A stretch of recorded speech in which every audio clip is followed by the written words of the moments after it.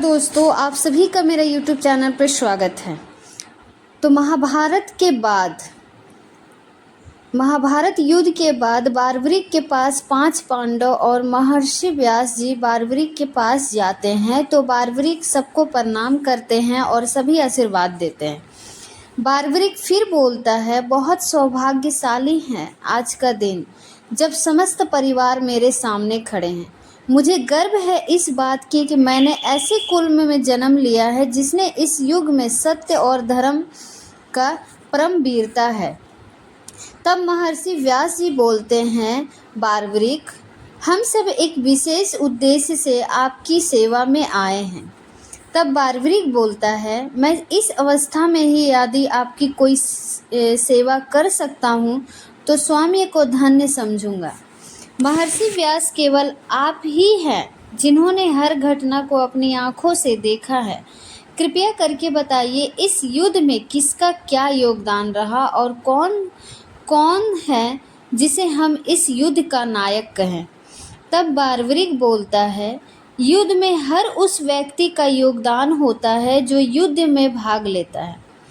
किसी का योगदान प्राण लेना होता है और किसी का योगदान प्राण देना होता है। हर नायक तो हर योद्धा होता है, चाहे वो साधारण सैनिक हो या सेनापति हो। फिर महर्षि व्यास जी बोलते हैं, फिर भी यदि आपसे पूछा जाए आपने क्या देखा तो आप क्या कहेंगे।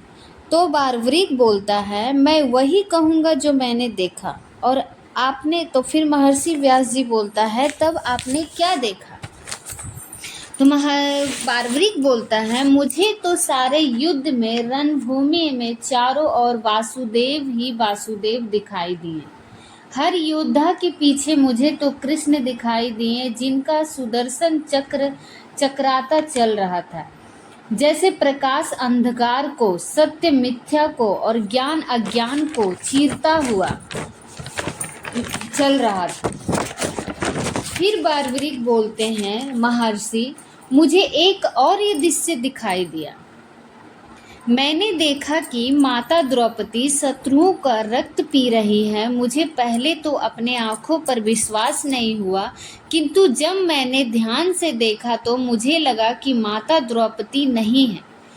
यह संसार की वो अनगिनत नारियां हैं जिन्होंने मानव जाति को अपना दूध पिलाकर पाला है और मानव जाति को उसका तिरस्कार किया है, इनका अपमान किया है। वो नारियां हैं जिनका समाज ने निरादर किया है, जिनका चील हरण हुआ है, जिन्होंने इस अपमान से इन्हें बचाने के लिए एक एक कर को पुकारा, लेकिन किसी ने इनकी सहायता नहीं की। ये वो नारियां हैं जो किसी की बेटियां हैं, किसी की पत्नी है, किसी की माँ थी। माता द्रौपदी का रग रग रूप थी, लेकिन जिन्हें सिर्फ विलास की सामग्री समझा गया। मुझे लगा मानव जाति को दूध पिलाकर पालने वाली नारी की अपमान यही दंड है। बस इसके अतिरिक्त मुझे और कुछ दिखाई नहीं दिया।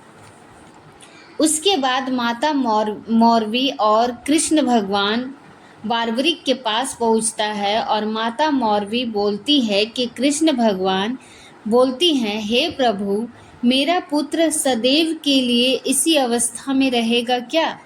तब भगवान कृष्ण बोलते हैं, कदापि नहीं।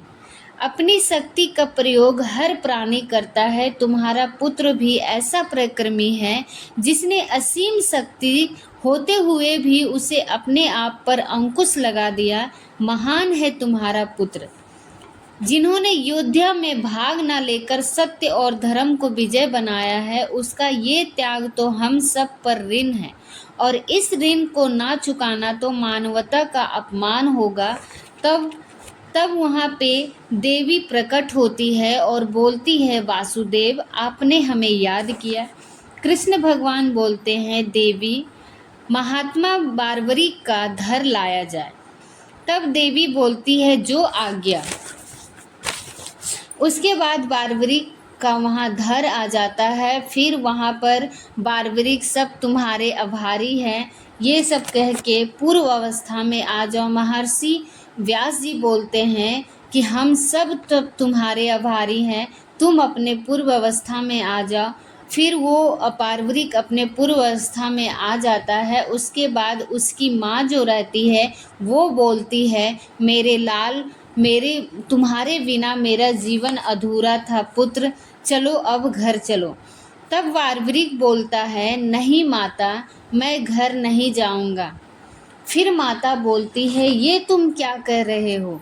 तब बारबरिक बोलता है, माता, इस युद्ध को देखने के बाद अब मैं कुछ भी देखने की इच्छा नहीं है मुझे।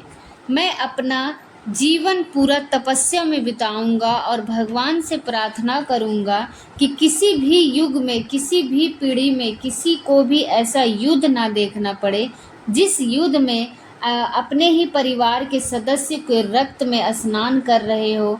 माता बोलती है, माता को बोलते हैं कि आप घर जाइए, मेरा मार्ग आपसे अलग हो चुका है।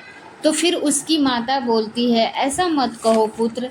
तब कृष्ण भगवान बोलते हैं, इसे मत रोको मोरवी, इसने जो कहा है एक एक शब्द दर्पण के समान है। इसे आशीर्वाद दो कि इसकी तपस्या सफल हो और भविष्य में कभी भी ऐसा युद्ध ना हो जिसमें भाई को भाई का गला काटने पर विवश होना पड़े। फिर कृष्ण भगवान 5 पांडवों को आशीर्वाद देते हैं कि तुम 5 पांचों का बीच में कभी भी मतभेद नहीं होना चाहिए, पांचों का लक्ष्य एक होना चाहिए। राज और प्रजा को न्याय देना, आर्थिक न्याय देना, राजनीतिक न्याय देना और सामाजिक न्याय, यही वास्तविक मार्गदर्शक है। तो इसे अपने जीवन में लागू जरूर करना और धर्म को हमेशा स्थापित बनाए रखना। इसके बाद पांडवों फिर अपने अपने राज चले जाते हैं और पांडव फिर अपने राज पे 36 वर्ष तक राज करता है। और फिर जो बारबरिक रहते हैं वो तपस्या करने के लिए चले जाते हैं। तो ये थी बारबरिक की कहानी। आपको बारबरिक का स्टोरी कैसा लगा, कहानी कैसा लगा, जो कि रियल है, और बारबरिक का क्या भूमिका था हमने आपको बता दिया। तो आप लोग कमेंट सेक्शन में ज़रूर बताइएगा कि बारबरिक ने ऐसा क्यों किया और क्यों अपना वो शीश दान में दिए थे। कृष्ण भगवान ने उनसे मतलब शीश दान में क्यों मांगा था। ये सारी कहानी इसी स्टोरी में है, तो आप ध्यान से देखिएगा और हमारे वीडियो को